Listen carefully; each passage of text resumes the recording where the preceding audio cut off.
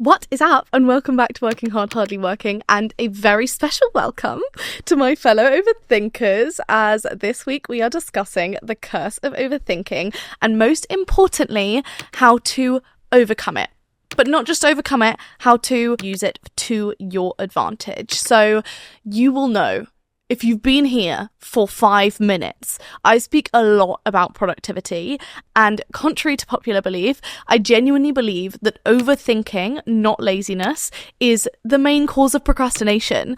And so overcoming overthinking not only alleviates so much mental noise, but also makes you more productive in the long run. Overthinking, I will be the first to say, can be so incredibly fucking annoying. But on top of that, it can also, I really, really believe that overthinking stops us fulfilling our full potential. And I don't just mean, because I do think there are benefits to overthinking, or no, actually, I take that back. There are benefits to thinking, but overthinking is, by definition, bad. It is surplus. It is more than you actually need to be thinking over a situation. And from personal experience, it can drive you fucking insane. So before I go any further, I think it's really worth saying that overthinking and anxiety can go hand in hand, but they are not synonymous. So when I am doing this episode and I'm being like, oh, how to overthink less and how to start using thinking to your advantage rather than overthinking and how to quell it and all of this, I am not specifically talking about anxiety. And whilst they can be very interconnected, I would say that I am not a professional in any set. I'm unprofessional in all walks. So if you do want to speak to someone about anxiety and mental health in general, I have to say, legally, morally, responsibly, and friendlily, I would highly, highly, highly recommend speaking to a professional about that. We are going to be speaking specifically about overthinking, harnessing that, and being able to reach our full potential today. But I just wanted to disclaimer that, because I know that they're often talked about as the same thing, and I don't want this at all to sound like me being like, just stop overthinking,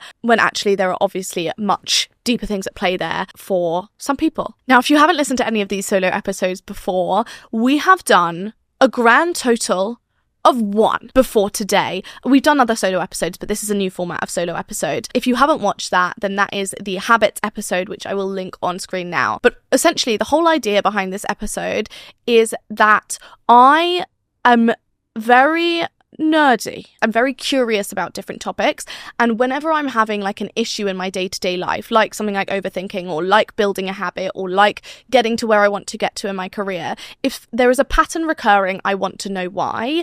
And the idea behind this solo episodes is giving me a platform to rant at you about the issues I've had, and then the science behind why that's actually an issue a lot of us have, and then the science behind how to fix it. So full disclaimer, I'm not a scientist. I've got a music degree. Imagine. I know.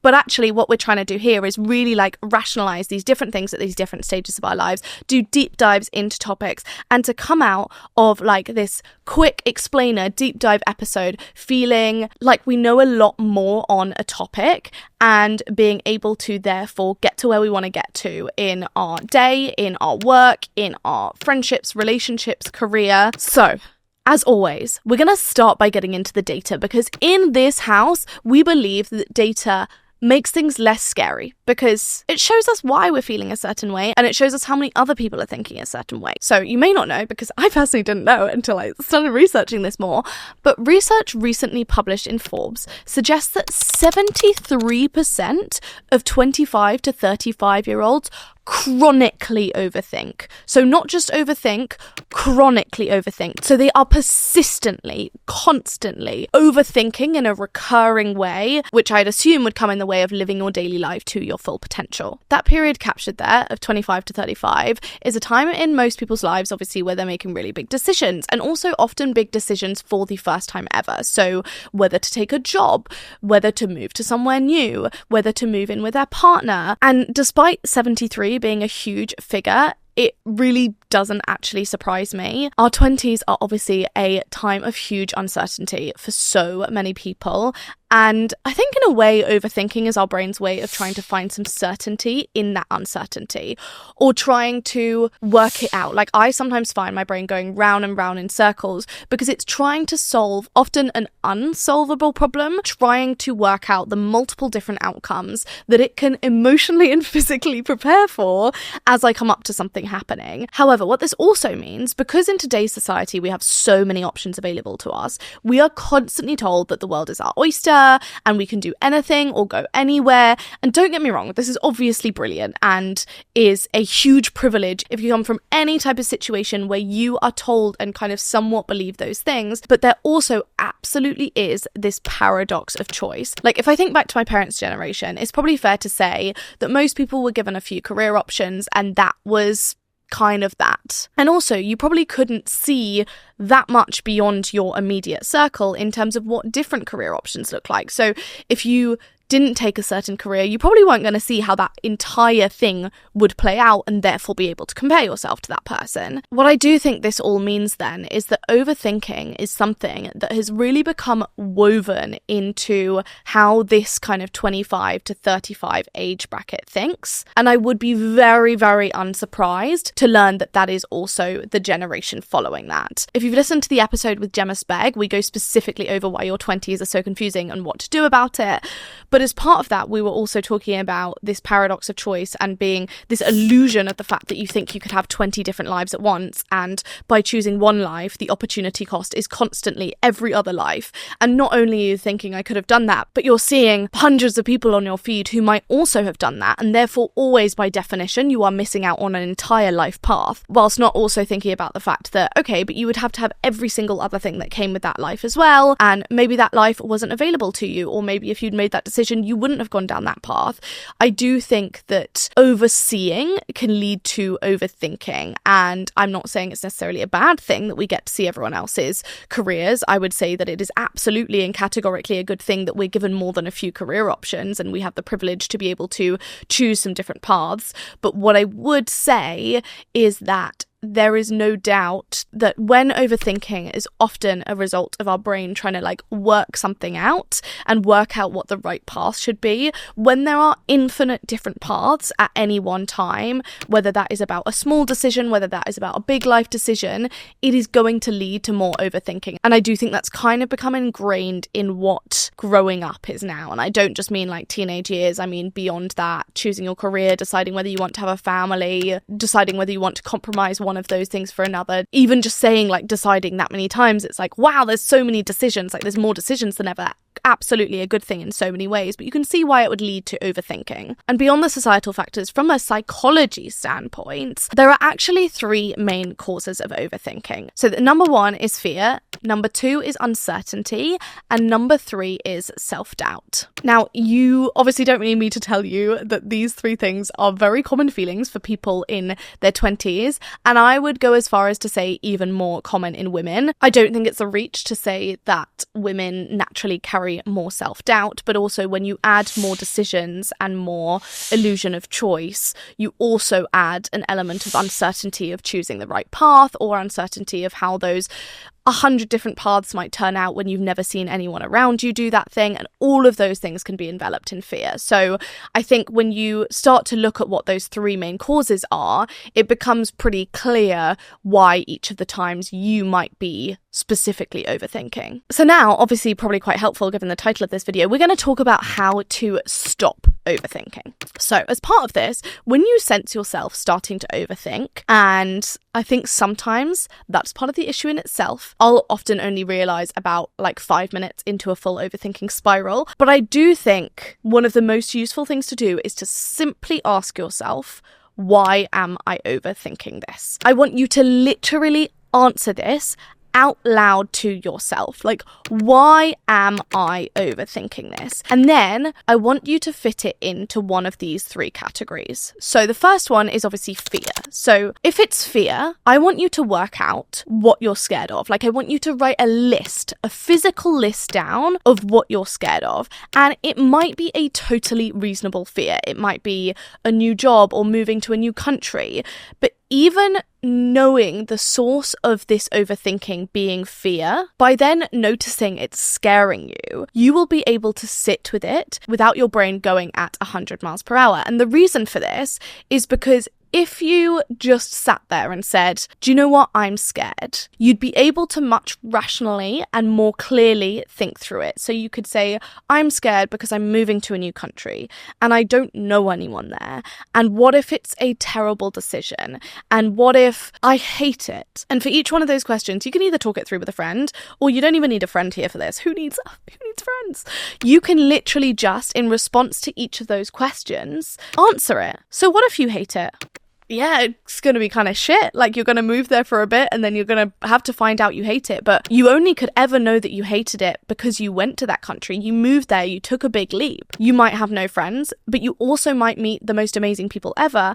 And again, that's not a one-way door decision. That's a two-way door decision. You can move back and you will come back having known more about yourself and more about this country and more about this trajectory of your life that you had to explore to know whether it was right or wrong.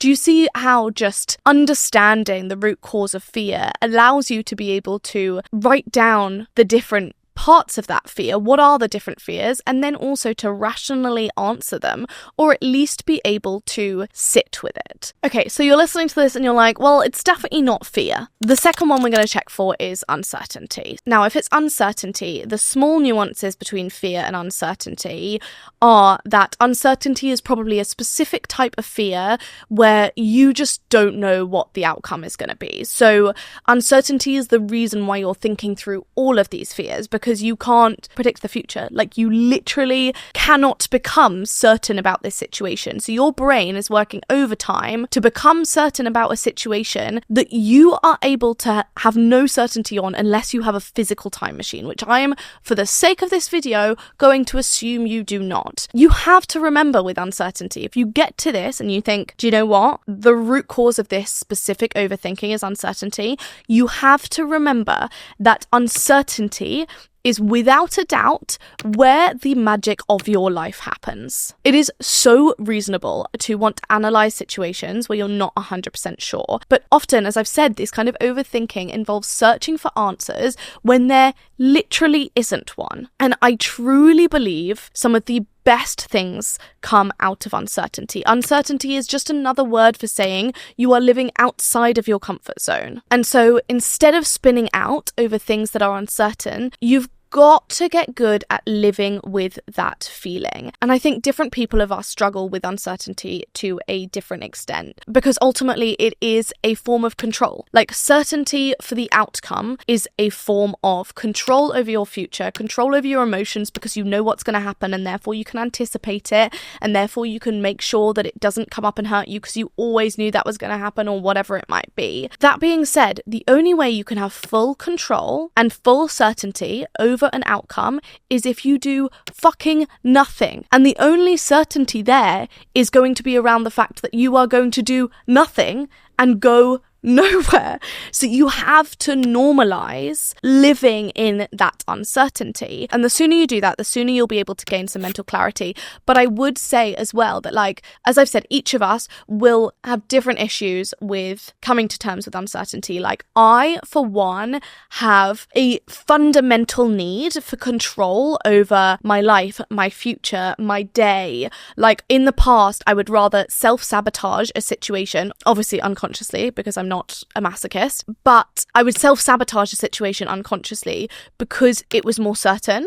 Like, you get to decide the outcome when you are self-sabotaging because you have control over that outcome, because you're the one self-sabotaging, so you're the one doing the outcome. And that's nobody's best way of getting anywhere. And if I was able to really train my brain to normalize living in some uncertainty and also seeing joy in that and seeing excitement and seeing the fact that beautiful things come out of uncertainty, and sometimes you just need to take a risk and you can't have control over everything. Like, if I was able to do that earlier, there would have been a lot of situations that I wouldn't have basically made worse purely to have some certainty, which is just the silliest side of overthinking, because you're overthinking that it might end badly and then you're making it end badly just so you don't have uncertainty. Like, why are you doing that for? Come on. pull yourself together. Then for the third reason, if it is self-doubt, you're gonna need to know that this one requires the most work, and I would say the most continuous work as well, but like the most work to even get to a point where you can fight this. Whereas situations of uncertainty and fear are brought about by specific life events,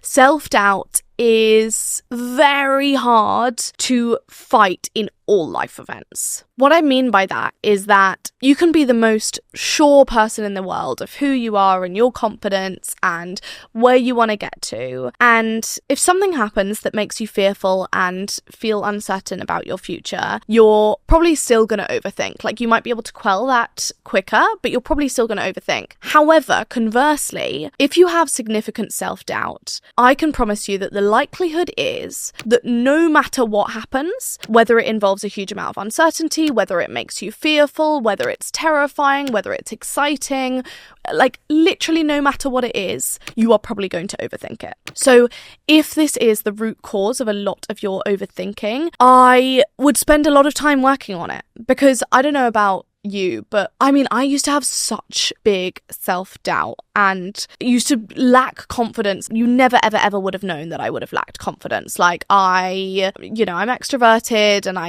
yap. And so, there's a chance that you would never have known that. But I definitely overthought every single thing. I definitely self-sabotaged lots of things. And I spent so much time looking at people who I could tell were confident and people who I could tell did have like high self-worth, who walked away from situations that weren't great and all of this. And I always just thought, I was like, oh God, that looks so great. And actually, I think that, kind of as I said, there are always going to be life events that are thrown in that get you overthinking. That's not so much of an issue as if every single life event results in overthinking, because your base level is of self-doubt over who you are, over how confident you should be, over what your morals are, over what you want from your future, all of these different things. You don't need to have them all figured out, but you do need to know yourself. And without knowing yourself, I can promise you're probably going to end up in every single situation overthinking. So in this scenario, instead of rationalizing your feelings, like, you've got to give yourself an ego boost. And I don't just mean like looking in the mirror and being like, you're fit, although you can do, like, that might work for you. You can absolutely do that. But what I mean on top of that is you need to show yourself how hot shit you are. You need to go back through your goals. You need to go back through your diaries from whatever year. I don't care if you were 5 and you're 25 now. You need to go through old things of yours and old vision boards. And you need to check in and you need to remind yourself how far you've come.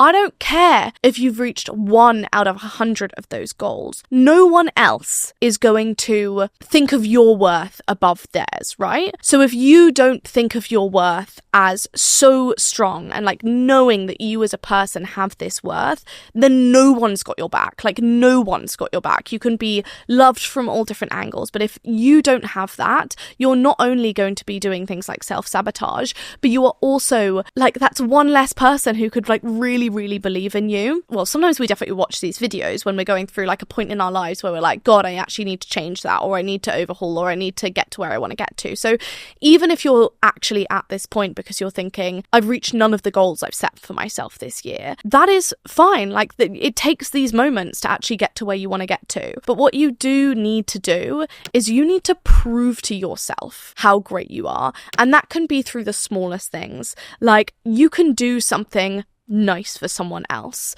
You can help someone, you can donate something, you can like whatever it might be, like something that makes you feel good about yourself, something that shows you that you're a good person. You think of other people, and of course that is an inherently selfish act if you're doing that to boost your self-worth. But sometimes we need to prove to ourselves over and over that we can stick to our entire to-do list, that we can stick to that schedule we put in for ourselves that day, that we can say, I need to do these returns today, and actually go and fucking do the returns and give ourselves the self-respect we deserve to actually like and have that discipline to get where we need to get to.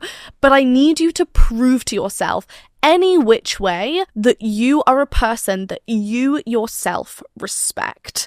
And that sometimes just involves building evidence. I remember Ben Gallagher's episode of this podcast, and he was saying that before his business started doing well, he was just saying I didn't like who I was. I wasn't a good person. I didn't enjoy who I was. I didn't think I was very nice. I was kind of mean. I was kind of, and he maintains that he very much overturned his life and just started being a good person, and then everything else around him started going well. And it doesn't matter how much you believe that. I do believe that a big part of that is proving to yourself that you are a good person who deserves respect, not only from other people, but from yourself enough to have some discipline. And so just proving to yourself who you are can be so incredibly valuable for building that self-worth. What you're going to do when you've checked in and reminded yourself how far you've come is you're going to use it to channel your confidence, and you will find your thoughts quieten down quicker than you might expect. I would also say that one thing that works for me is that sometimes when I'm overthinking loads and I'm overthinking and I can tell it comes from a place of self-doubt and I'm just feeling unconfident and I'm just feeling like I'm lacking some self-worth and all of this, I will act as if I was a hater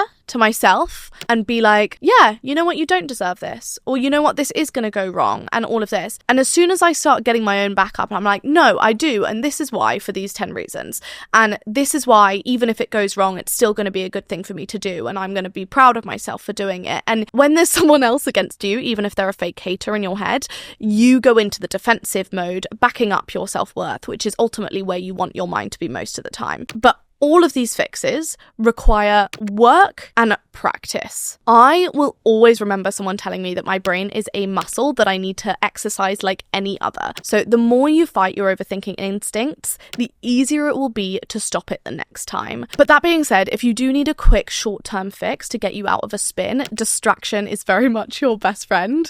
You can do lots of different things to distract yourself. So you can do something like plan out your day, you can pick up a book, although I will say that doesn't usually quieten down my mind unless I'm very into ACOTAR or something. You can watch the TV, you can move on to a different task, you can call a friend. One thing that Roxy Nafusi said on an episode the other day was she said when she overthinks, she literally thinks, what is your next thought? When your brain is spiraling, if you think, what is my next thought? Your brain will stop the most unhelpful thing in the world, because that's what it do sometimes, Sometimes you ask your brain to do something and it can't do it.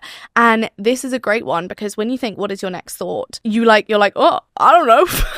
I have no fucking clue what my next thought is. So I do find that one really helpful too. But you're going to know what distracts you most. I know that if I'll read a book, I'll read one sentence in and then suddenly I'll start thinking about it again, and I'll just be staring at my Kindle for 3 pages and being okay, I haven't actually read any of that. But you'll know things that can get you out of your head. It might be going on a walk, it might be phoning a friend. Sometimes I'll literally tell someone, I'll be like, I'm overthinking this, can you just distract me?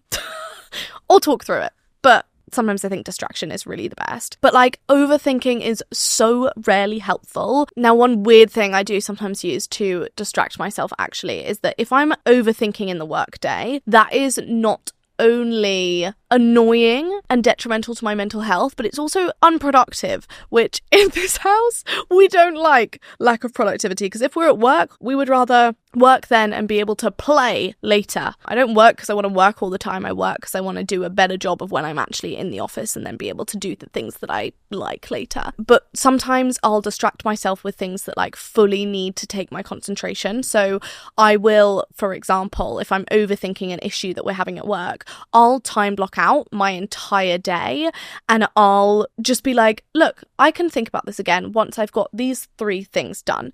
And I literally just parent myself. I'm like, you are not allowed to think about that again because you cannot behave. So you're going to do these things first and then you're allowed to think about it again. And often those things distract you so much that you don't come back to thinking about it in that kind of spiraling way. So let's talk about when to use overthinking to your advantage. It's the fun part, it's your superpower. So there's another psychological term for overthinking that I haven't yet mentioned, but it is analysis paralysis. Isn't that fun? It essentially hits on something that I want to make clear, but often the people who overthink are actually the deepest and most creative thinkers. Now, I've kept this to this time in the video to tell you that if you're this far in, you clearly are really overthinking a lot and you need some help. So I just thought I'd land a little compliment there, because if you're overthinking, it's probably because you care the most. Someone who overthinks is someone who overloves. It's someone who overcares. It's someone who overinvests.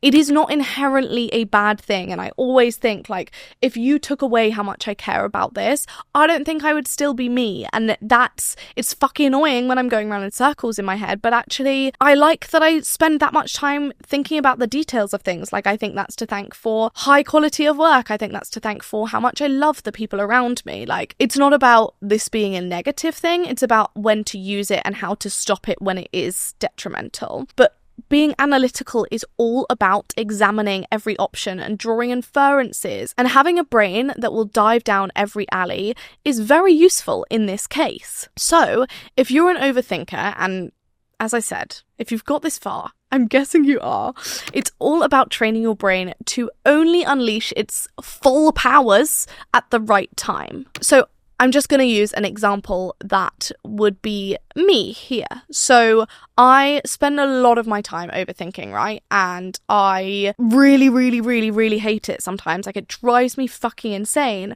But if I'm conceptualizing a new campaign, for example, it is beneficial for me to overthink. So to spell this out, when you're conceptualizing a new campaign, overthink. Go at it. Overthink every single part of it. That's fantastic. That's what makes you so good at your job. But spiraling about one sentence your boss said in your meeting, don't overthink. We're not overthinking there. And the same comes to when you're thinking about your relationships. Like, overthink about how much you love that person, and overthink the fact that you are also someone who is so capable of that type of love, and that is a wonderful thing. And therefore, in that scenario, don't overthink about the multitude of ways that this relationship could blow up in flames, but do overthink about how much you love that person and how it's a great thing that you're someone who gives so much love and is therefore able to receive so much love. Like, that is a fantastic thing.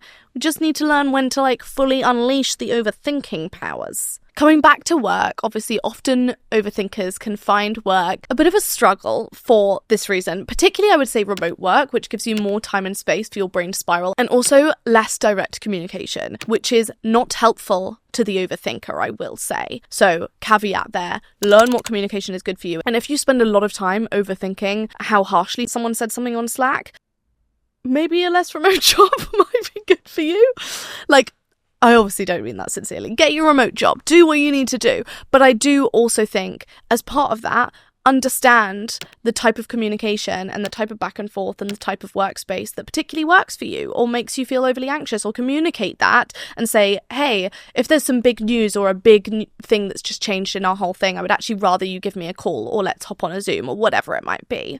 But I read a really interesting article in Harvard Business Review about this recently, which compared overthinking to a concept called Parkinson's law. And I will link it in the show notes, but Parkinson's law is essentially a law that states that the work expands to the amount of time that you allow it to. So if you, and I fully agree with this, it's like a liquid, you know? Work is very much like a liquid. This is why I have such a strict schedule every single day, because you'll know if you're certain types of people with certain types of tendencies as well. This will be the case even more than anyone else. So if you give yourself 1 month to do a piece of work, it will take you a month to get done. But if you only have a week, you'd finish the work in a shorter period of time. I promise you. And obviously there are exceptions to this. There are pieces of work that would absolutely take that time. But I promise you, if you give yourself longer to do that, it will also take longer. If you give yourself shorter, you can probably squeeze some time off it. So I've spoken about this before, and actually, if you've been here since my uni days, you will know that I gave myself fake deadlines all the time, because I would leave things far longer than they needed to be, and I would spend far longer on things. So it basically just meant that unless I gave myself a fake deadline, everything would start to come to a head on the same day, which is never the case. I've written about this too. Someone else's deadline does not mean it's your deadline, and that doesn't mean that you can make your deadline a week later. I would always make your deadline earlier than the official deadline for anything in any walk of life ever. It's a good employee thing, it's a good student thing, and it also just leaves a buffer and allows you to stop overthinking it that entire time. But anyway, back to the article. It argues that overthinking also expands to the time we allow it. So, if you give yourself 1 week to worry about something, you will waste an inordinate amount of time and energy worrying. But if you give yourself an hour to worry, which is still quite a long time, but you will only worry for that hour. So, if you are struggling with working on your own from home and you're spending a lot of time overthinking, think back to this law and try to minimize the time and space you allow yourself to overthink in. What I will say as the biggest, fattest addition to this is, if you have ADHD, there is also a chance that this will be the case more and more for you. Set timers to do tasks, to overthink. I have literally been known to be like, I am allowed to think about this for 2 minutes more and then I must change, and I will give myself accountability. I will literally tell people at work, like, I will say, I'm not allowed to spend any more time on this than this, and I'm going to set an alarm. And when you hear that alarm go off, if you see me go back to that thing, fight. But I do think that that's worth bearing in mind as well. Timers are your best friend, not just in overthinking. Very much in work and getting anything done as well. Right, as I've already mentioned, I spoke to Jemma Sbeg, the queen of 20s psychology, about why we overthink and her top tips to stop it. We always need a little special guest for these solo episodes, but here is what she had to say on the topic. Overthinking is basically our brain tricking us into believing that the more we think about a problem, the closer we are going to get to an answer. But actually, that's a fallacy, because the more we think about a problem, the more we present ourselves with even more ridiculous and unlikely hypotheticals. What that actually means is that we get into a state of analysis paralysis, where there is no possible way that we can make a decision or take any action because we're so caught up in considering what could go wrong. My biggest tips for overthinking is to firstly do a big brain dump. Get a piece of paper, get your journal, and write down every single possible outcome that you are considering. Then I want you to rank them. I want you to rank them as to how likely you think they are going to happen. What you're actually going to see is that normally the scariest options, the scariest hypotheticals, are the ones that you realize are the least likely to occur, and so you release some of that anxiety. Secondly, I want you to trust your past knowledge and your past experiences. I want you to think back to previous situations that you have overthought, that you have gotten into a spiral about. Think about the worst case scenario that you imagined at that time. Did it actually come true? Did it actually happen? No, normally it doesn't. I want you to teach your brain and reinforce to your brain that actually the worst case scenario is rarely, if not ever, the one that actually occurs. And you know this from past experiences. Finally, get out of your mind and into your body. Either you can do this through movement and processing your anxiety by exercising, moving your body, being out in nature, or you can do it by taking small actions. If you're overthinking some huge situation or a problem, I want you to just choose a direction and start moving towards it. The opposite of overthinking is action, and you'll often find that it becomes a lot easier when you're actually doing something about the problem rather than just thinking about it constantly. God, Jemma is so good. And if you haven't listened to her podcast on the psychology of your 20s, we did one a few weeks ago, but her whole podcast is fucking brilliant. And I feel like that was the perfect place to end. I, on brand, could talk about overthinking all day, but what I would really like you to do is that writing down stuff, I need you to do that. Like, next time you're overthinking, I need you to establish whether the root cause is fear, uncertainty, or self-doubt. And I need you to write down the subsequent parts of that. Like, why am I fearful of this? Why am I uncertain of this? Why do I have self-doubt around this? Because that will allow you to get out some of the waffle that your brain is telling yourself that you know is too silly to even write down. I also think that as part of that, for myself, my brain can think a lot faster than my hands can write. So sometimes, to slow down my overthinking, I simply have to answer those questions and write them down. Like, it's okay to be fearful about something. It's okay to be uncertain about something. It's okay to have some self-doubt.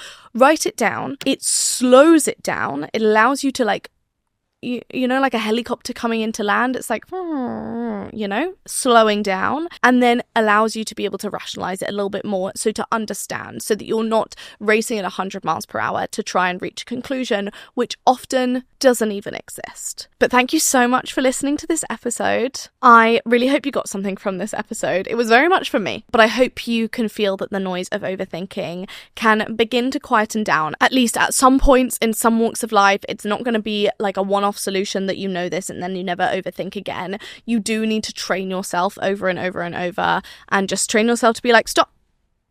What's my next thought? I'm not like, you're not allowed to think about this if you're not going to behave, if you're going to spiral out of control. And just like understanding that hygiene around how you stop it for yourself, or how you harness it in the best way possible to be able to get to where you want to get to without driving your brain into the ground, because that is tough. But if you did enjoy this episode, I would really, really appreciate if you could like, rate, subscribe, review, whatever. Leave me a hate comment. All engagement is engagement, wherever you're listening to it. Have a wonderful week and stop overthinking. It's wasting your time. Think what you could put that effort into.